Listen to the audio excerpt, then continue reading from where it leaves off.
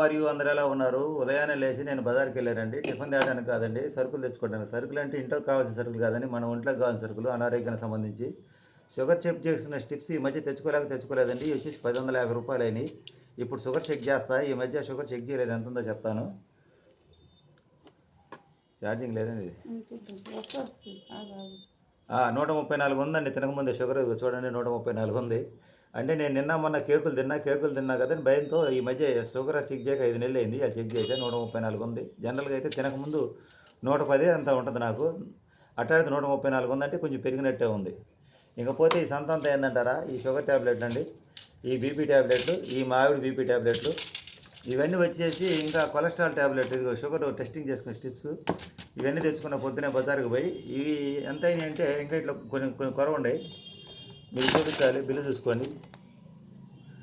Discount 1998, రూ. 2 తక్కువ, 1998 అయింది. ఇంకా కొలెస్ట్రాల్ ట్యాబ్లెట్లు లేవన్నారు, అవి వచ్చేసి ఒక రూ. 300 అవుతాయి.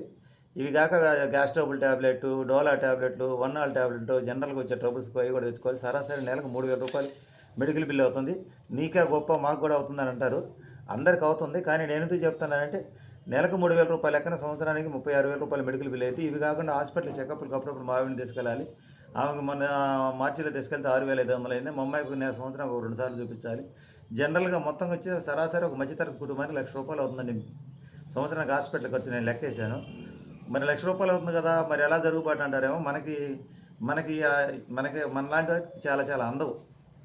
కానీ 2-3 సంవత్సరాలుగా నా వర్క్ తగ్గిపోయింది, అన్నీ తగ్గిపోయింది. ఇవన్నీ ఎందుకు చెప్తున్నానంటే చాలామంది మా అమ్మాయి సమస్యని పరిష్కరించచ్చు కదా అన్నారు. మాదే జరగడం కష్టమైంది పరిస్థితి. చూశారు కదా నా పని, నేను చేసే పనికి 2-3 పోటీ వచ్చేసారు. నా పని కూడా బాగా డల్ అయిపోయింది. ఇలాంటి సమస్యల్లో అమ్మాయిని సమస్య పరిష్కరించాలంటే వారికి ఏం ఉద్యోగం సద్యోగం లేదు, వాళ్ళు కూడా మాలాగే. వాళ్ళకి మేము ఎదురుపెట్టాలంటే సాధ్యమయ్యే పని ఒకసారి ఆలోచన చేసుకోండి. మరి అమ్మాయిని ఇంట్లో ఉంచుకొని ఎంతకాలం ఉంచుకుంటారంటే, ఎంతకాలం ఉంచుకుంటాం మనకది లేదా, కాలం చెప్పే తీర్పు. అమ్మాయి మా ఇంట్లో ఉంటే అమ్మాయి ఖర్చులు పని మాకెంత కొంత డబ్బులు ఇస్తుంది తిండికి. అమ్మాయి వాళ్ళ ఇంట్లో ఉంటే అమ్మాయికి నెల నెల మేమెంత కొంత ఖర్చులు డబ్బులు ఇవ్వాలి. ఇలాంటి అనారోగ్య సమస్యలు వచ్చినా చూపించుకొని రావాలి. ఇప్పుడు మా సమస్యలు ఆ సమస్యలు అన్నీ పరిష్కరించి, ఇవి కాక అదనంగా వాళ్ళకి కావాల్సిన ఖర్చులు డబ్బులు సర్దంటే ఏ పనైనా ఆలోచన చేయండి ఒకసారి. అందుకని మా సమస్యను అలా పెట్టేసాం, ఏం అర్థం కానీ అగమ్య గోచరం. మరి ఇలా ఎంతకాలం అంటే ఎలా నడిచిద్దో మనకే తెలియదు. మన జీవితం ఇలాగ నడుస్తూ ఉంది. ఇది కాక మా ఆవిడికి గర్భాశయంలో కణుతులు ఉన్నాయి, వాటికి ఆపరేషన్ చేయించాలంటే ఇంచుమించుగా రూ. 1,00,000 ఖర్చు అవుతుందని చెప్పారు. ఇంకా ఆ డబ్బుల కోసం మేము ప్రయత్నం చేస్తున్నాం. ఇన్ని సమస్యల్లో అమ్మాయి సమస్య పరిష్కరించడం కుదిరిద్దా లేదో మీరు ఆలోచన చేసుకొని చెప్పండి. బోరు కొట్టిస్తే సారీ, థ్యాంక్ యూ. నేను మళ్ళీ టిఫిన్ చేసి షుగర్ టెస్ట్ చేసుకోవాలి.